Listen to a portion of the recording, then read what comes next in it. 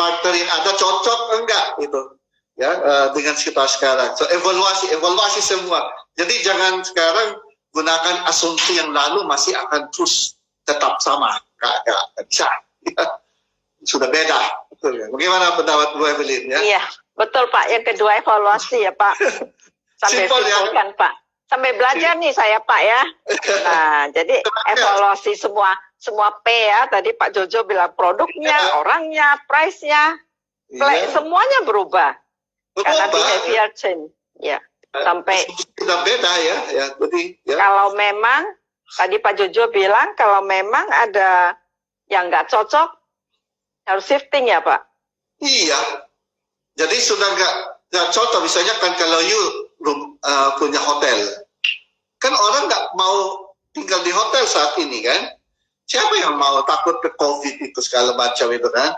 So barangkali hotel itu misalnya kalau aku punya hotel ya, kebetulan nggak ada sih. Tapi kalau aku punya hotel, saya kan pikir hotel ini saya konversi jadi rumah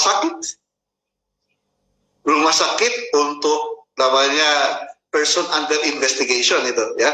Jadi ya terutama kan orang daripada you di rumah kemudian juga akan membahayakan keluargamu, lebih bagus you ada di hotel yang khusus untuk yang person under investigation. Ya udah di sana, oke, you 14 hari ya udah kan 14 hari dia ada di sana, ada makanan, jadi kemudian ada sanitasi segala macam, you nggak keluar dari ruangan, jadi aman juga untuk semua kan.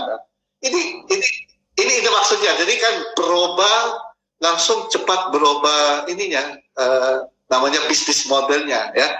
Itu keluar dari evaluasinya itu kan. Yang ketiga adalah itu namanya reformasi. Tadi service ya Pak, ya Pak. R-nya reform. Reform. Ya kan?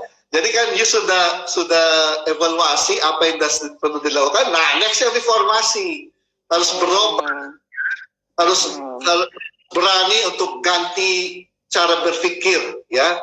Contoh sekarang gini, reformasi dari segi seluruh karyawan ini sekarang harus punya mindset aku orang jualan. Jadi maksudnya semua karyawan itu walaupun you dulu diproduksi, you dulu administrasi, you dulu apa, sekarang you adalah orang jualan. Contoh gini, kemarin kan aku bantu yang perusahaan restorannya itu. Saya bilang sama dia, oke, sekarang kan you mulai masuk di Facebook post. Dia masuk Facebook post, semua snacknya pisang goreng lah, apa ya, dia nggak masukin di situ kan. Saya bilang sama dia, pingin nggak langsung gampang, langsung namanya reach-nya langsung naik 2.000 orang langsung. Dia bilang, boleh. Bagaimana caranya, Pak? Aku bilang gini, kan you punya 70 karyawan. Bilang sama karyawan, sekarang you juga tukang jualan. Jadi karena you tukang jualan, jadi mindset kita semua mau menjual, maka post yang dari perusahaan di-share itu. Betul kan? Jadi dia share ininya, postnya. Akhirnya kan misalnya kalau 70 karyawan itu, ya, 70 karyawan itu punya misalnya 500 friend, ya 70 kali 500 ya 3.500 itu langsung itu boom gitu kan. Nah kalau tiap hari seperti itu, tiap hari 3.500 leads, kemudian minta keluarga dari karyawan itu agar mereka juga share untuk bantu perusahaannya, itu udah langsung viral itu, langsung 10.000 leads, itu gampang itu. Tapi itu perlu namanya perubahan dari segi mindset karyawan, bahwa sekarang you bukan orang produksi, you bukan orang finance ya, you bukan orang sales, semua kita ada orang sales sekarang. Nah ini si reformasi dari segi cara berpikir ya.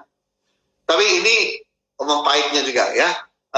Saya bilang gini, bagi ini semua pemimpin perusahaan yang lagi dengar ini, sebenarnya saat inilah itu saatnya supaya kita bisa lakukan yang namanya 5R. 5R apa? You bisa replace orang, ya, you bisa reassign dulu, jadi pindah, ya. Jadi maksudnya gini, saat ini adalah saat lebih gampang untuk melakukan perubahan di dalam organisasi. Beda misalnya 6 bulan lalu kalau situasinya lagi bagus semua itu, untuk melakukan reformasi itu gak gampang itu. Jadi perlu debat, perlu ngomong banyak baru bisa jalan. Ya betul kan? Ini pengalaman kita Ibu Evelyn kan, pada saat itu implementasi dalam perusahaan yang di dalam lagi sukses itu lebih susah untuk perubahan daripada perusahaan lagi dalam masalah, betul kan? So, yeah. Nah ini sekarang kan semua itu di dalam situasi masalah. So karena seperti itu maka gampang untuk reformasi, ya. So gampang untuk reassign. Oke, kamu dulu gini, you gak kuat di dalam pekerjaan ini, aku pindahin kamu ke sini ya. Gampang untuk demosi itu pun, ya. Okay. So you bisa reassign, you bisa replace, kamu ganti you gak bagus, ya. Kemudian you bisa retraining, ya. Jadi sekarang kan zaman sekarang juga untuk pikirkan apa sih keterampilan maupun kekuatan yang harus diisi kembali sama para karyawan. Saat ini loh, ya, pada saat lockdown, justru di sekarang yang kalau mau kasih retraining sekarang itu, jangan nanti pada saat buka udah jalan itu. Tapi sekarang pikirkan awalnya apa sih yang namanya kapabilitas atau keterampilan apa yang harus dimiliki oleh karyawan nanti pada saat sudah buka. Nah, ini sekarang harus dilakukan. Kemudian ini sekarang ada baru namanya remote. Namanya remote apa itu? Nah sekarang kan work from home istilahnya, ya. Nah sekarang juga para perusahaan bisa mulai pikirkan sebenarnya banyak namanya pekerjaan yang bisa dipindah. Yang dulunya harus di kantor, sekarang bisa kerja aja di rumah. Kalau dia kerja di rumah, hemat listrik lah untuk kantor, hemat sewa tempat, hemat meja dan kursi, ya. Betul kan? Ya, ini semuanya dihemat loh. Ya misalnya kan mungkin accounting nggak usah tiap minggu masuk kantor, itu seminggu sekali aja dia kerja di rumah aja itu. Setelah itu, ya mungkin ada admin tertentu yang bisa di rumah saja ini, ya. Mungkin sales semua, jadi nggak usah ada meja di kantor, semua di rumah aja. Kedua, kalau datang ke kantor ruang rapat doang gitu, atau kalau mau rapat pun juga bikin Zoom aja, ya, atau Google Live itu. Ini kan, so remote itu kan reformasi dari segi cara berpikir untuk apa pekerjaan-pekerjaan yang kita sekarang bisa lakukan secara remote, ya. Yeah. Tapi yang terakhir ini yang paling pahit ini, yang namanya retrench, ya. Ini yang paling retrenchment. Retrench. Jadi potong lah, ya. Jadi mengurangi karyawan, itu namanya retrench. Ya.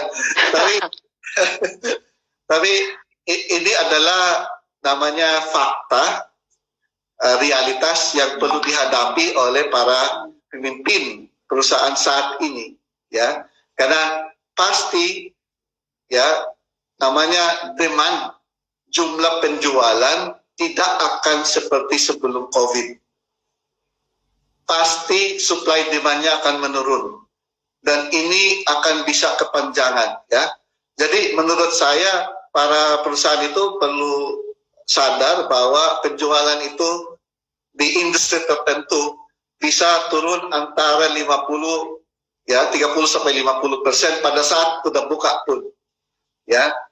Bahkan ada beberapa industri tertentu bisa sampai 10-20% dari yang sebelumnya. So, nah kalau itu situasinya, dari sekarang harus mulai mikirkan itu. Kalau Anda akan melakukan namanya pemotongan dari segi karyawan, ya. Soalnya kan juga perlu bikin kabar kepada para karyawan yang lebih awal supaya mereka juga bisa bikin perencanaan sendiri gitu, ya. Misalnya kan you kan bilang sama mereka, oh sorry ini dalam 3 bulan atau dalam 2 bulan kita nggak kuat, saya kan sorry kan nggak kuat lagi untuk meneruskan pekerjaannya. Ini namanya force majeure. Nah kan kalau karyawan punya 2-3 bulan untuk informasi seperti itu, dia bisa ada chance untuk pikirkan bagaimana untuk dia akan cari hidup lagi. Ini namanya dari segi hati ya. Namanya kita sebagai pemimpin perusahaan harus pikir seperti itu. So R-nya reformasi ya. So strong leader, evaluasi, reformasi ya. Kemudian V-nya apa ya? V. Validasi. Nah kan you punya rencana. Nah sekarang kan validasinya itu sekarang harus cepat ya. Jadi misalnya kan kalau you lakukan satu rencana supaya bisa masuk ke pasar ini atau lakukan ini, kalau tidak berhasil langsung bisa cepat berubah. Nggak bisa, wah setelah 6 bulan baru kita berubah lagi rencananya. Nggak bisa, harus seperti main game ya. Oke, level 1, oh nggak berhasil, ganti strategi. Level 2, oh ganti strategi. Jadi ganti strateginya cepat itu. Nggak bisa lagi asumsi yang lamban untuk berubah itu. Jadi validasinya. Nah, kemudian kalau kita validasinya itu, saya selalu lihat dari 3 hal. Sederhana aja sih. 3 halnya itu. Ini, ya. Nomor 1 adalah gini. Apakah resources ya yang saya berikan supaya rencana ini jalan cukup atau enggak? Ya misalnya kan enggak berhasil. Oh mungkin aku kurang orang. Mungkin dia nggak punya equipmentnya. Mungkin dia nggak punya datanya supaya itu berhasil. Jadi resourcesnya dulu. Nah setelah itu gini, apabila resourcesnya cukup, yang keduanya adalah ini asumsi. Mungkin asumsi kita salah, ya. Pasarnya itu nggak ada itu, jadi kita bilang akan masuk ke pasarnya itu ternyata nggak ada, nggak ada kebutuhan untuk ini. Asumsinya salah, udah harus ganti asumsinya. Tapi kalau asumsinya benar, oh ada pasar, resourcesnya yang berikan, oke, pasarnya ada, ya, asumsinya benar. Yang ketiga apa? Yang namanya people, orang. Mungkin orang yang saya taruh itu nggak kerja, itu nggak cocok untuk yang projectnya itu, ganti atau di-assign, ya. Soalnya kan ada pasar, ada resources, tapi nggak jalan, execution, nggak ada orang. Itu namanya validasi ya. Ya, oke. Mantap ya. Oke, next. Yang keempat. Nextnya I. Yang kelima. I. So kan strong leader, kemudian evaluasi, reformasi, validasi, ya. I-nya apa? Ini sekarang saya bilang influence digitally. Influence digitally. Ya, oke. Jadi kita harus mempengaruhi pasar kita secara digital sekarang. Ya, kan aku kemarin kan lihat ini jumlah orang yang sekarang masuk ke digital di Indonesia ya. Tunggu saya buka filenya itu. Oke. Nah, ini luar biasa banyak, Pak. Ya. Nah, sekarang ada ya. Ini data per Januari 2020. Jadi agak lagi fresh.